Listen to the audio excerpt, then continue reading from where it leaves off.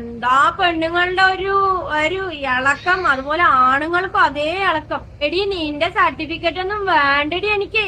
കൊണക്കുണ്ട് എന്റെ ഒരു ഏതോ ഇരുത്തി ഒരു വോയിസ് ഇട്ടിരിക്കുകയാണ് അവളുടെ കോടതി കയറ്റി അവളുടെ വക്കീൽ.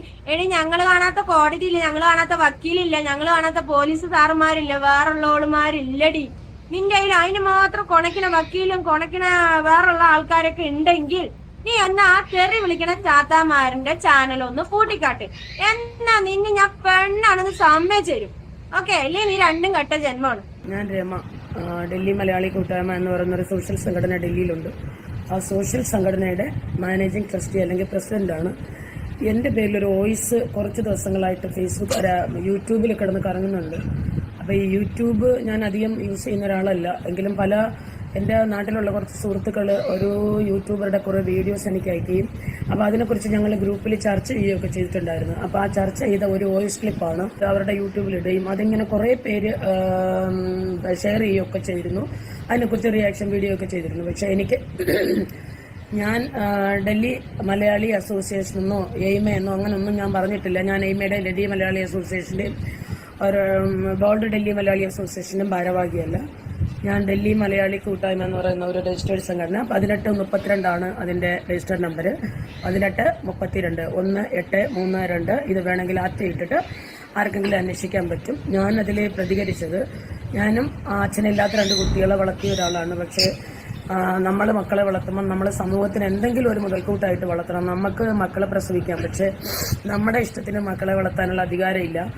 അപ്പോൾ അതുകൊണ്ട് ഞാൻ പറഞ്ഞത് മാത്രമല്ല, ഞാൻ ആ യൂട്യൂബർ എൻ്റെ ശത്രുവല്ല, അവരെൻ്റെ മിത്രമല്ല, എനിക്ക് അവരറിയത്തില്ല. 38 വർഷമായിട്ട് ഡൽഹിയിൽ താമസിക്കുന്ന ഒരാളാണ്. അപ്പോൾ ആ സ്ഥിതിക്ക് എനിക്ക് അവരോട് ഒരു ശത്രുതയും തോന്നേണ്ട കാര്യമില്ല.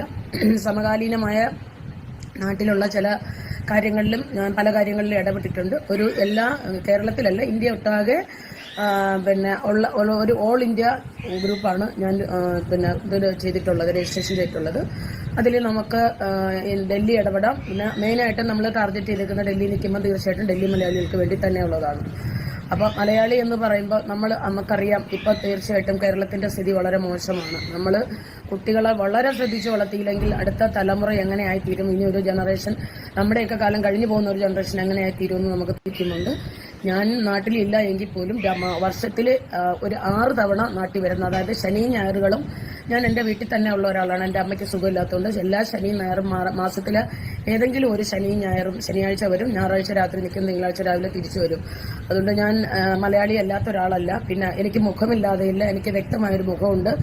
എല്ലാവരും അറിയുന്ന ഒരു മുഖം തന്നെയാണ്. നിങ്ങൾ ഡൽഹിയിൽ വിളിച്ച് ചോദിച്ച ടോണി എന്ന് പറയുന്നത് എൻ്റെ സുഹൃത്ത് തന്നെയാണ്. പക്ഷേ പുള്ളിക്ക് വേൾഡ് മലയാളി അസോസിയേഷനിലെ രമയെ ചോദിച്ചാൽ അറിയില്ല. ഡൽഹി മലയാളി കൂട്ടായ്മ രമ അല്ലെങ്കിൽ ഒരു സോഷ്യൽ വർക്കർ എന്ന് പറഞ്ഞാൽ തീർച്ചയായിട്ടും ഡൽഹി മലയാളികൾക്ക് അതറിയാൻ പറ്റും. നിങ്ങൾക്ക് വേണമെങ്കിൽ അത് അന്വേഷിക്കാം. വാട്ട് വെറൈറ്റീസ്, അതെൻ്റെ വിഷയമല്ല. ഞാൻ എൻ്റെ ഒരു പേരിൽ ഒരു വിവാദം ന്യൂസിൽ വന്നതുകൊണ്ട് മാത്രം അത് പ്രതികരിക്കാൻ തീരുമാനിച്ചത്. എനിക്ക് അതിനോട്ട് സമയമുള്ള ഒരാളുമല്ല. നമുക്കിവിടെ തന്നെ 100 കൂട്ടം കാര്യങ്ങളുണ്ട്. പിന്നെ ഒരു ചാനലല്ല, ഇതുപോലെ രാത്രി പെയ്ഡ് മെമ്പർഷിപ്പ് നടത്തുന്നു, തെറി വിളിക്കുന്നു, അങ്ങനെയുള്ള കുറേ ചാനലുകൾ ടാർഗറ്റ് ചെയ്തുകൊണ്ടാണ് ഞാൻ പറഞ്ഞത്. ആ ചാനലുകൾക്ക് എനിക്കറിയാവുന്ന കുറേ ചാനലുകൾ, അതായത് കുറേ പേര് എനിക്ക് കുറേ സ്ക്രീൻഷോട്ടുകളും കുറേ ലിങ്കുകളും ഒക്കെ അയച്ചു. ആ ലിങ്കുകളെല്ലാം വെച്ചുകൊണ്ടാണ് കൊടുത്തേക്കുന്നത്. ചിലപ്പോൾ നാളെയോ മറ്റന്നാളോ ഇതിനൊരു ആക്ഷൻ ഉണ്ടാവില്ല. കോടതിയിലെ കാര്യമാണ് അത്. ചിലപ്പോൾ പതുക്കെ ആക്ഷൻ ഉണ്ടാവുള്ളൂ.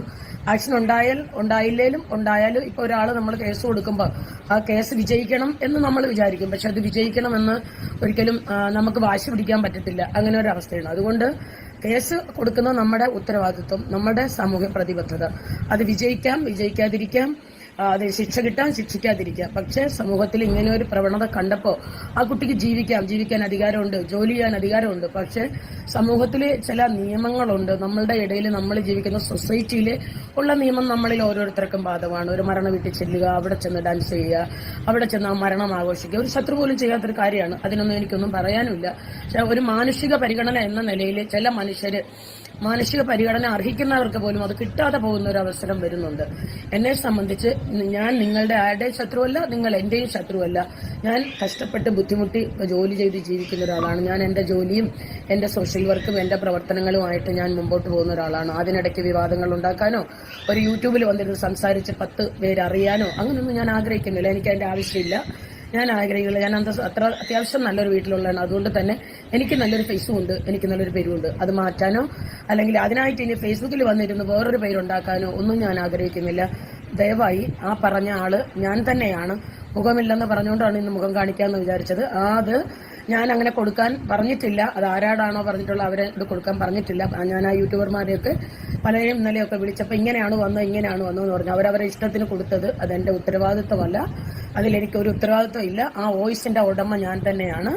ഞാനിവിടെ ഡൽഹിയിലുള്ള ആളാണ്. ഞാൻ തന്നെയാണ് ആ വോയിസ് ഇട്ടത്.